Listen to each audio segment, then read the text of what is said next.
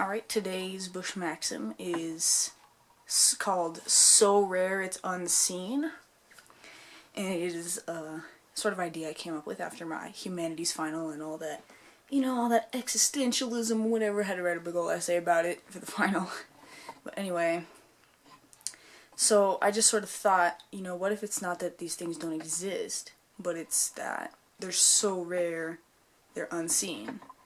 And I mean, you can argue this for fantastical things like urban legend type things like unicorns, Bigfoot, stuff like that. Or even religious figures if you wanted to be controversial in that way. Or anti-controversial, I don't know.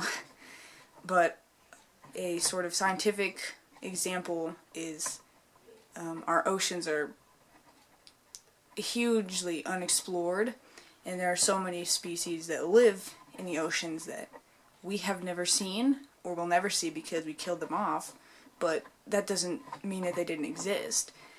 And so you could argue, the fish are so rare that they're unseen, and our first assumption is that they don't exist, when in reality it's that they're just so rare, or we don't look for them as hard as we should. Another example, like historical or scientific, is the thylacine. The Tasmanian tiger actually existed, but it was hunted to extinction in Tasmania, or as some people believe, hunted to near extinction, because there have been some supposed sightings of them. It's very, rare, obviously, and there's almost no evidence of it. So it's not, that we can't actually verify whether or not they still exist to this day, because we have no actual proof, and they're so rare that they're virtually unseen, because even when they are seen, they're not documented for us to have verifiable proof of it. And so this could also happen when people say, I've seen Bigfoot, I've seen Yeti, whatever.